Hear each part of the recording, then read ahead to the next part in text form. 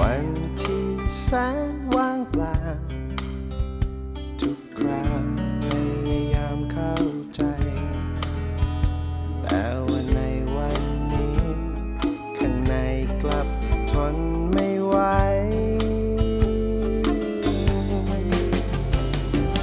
มองปฏิทินที่เปลี่ยนเข้ามาใหม่มองคนรักเขาเดินเคียงไกลฉันคงได้แค่มองอยู่ตรงนี้ใครสักคนที่เกิดมาเพื่อผูกพันใครที่เกิดมาคู่กับฉันใครคือคนนั้นช่วยมาบอกฉันทีให้ใจ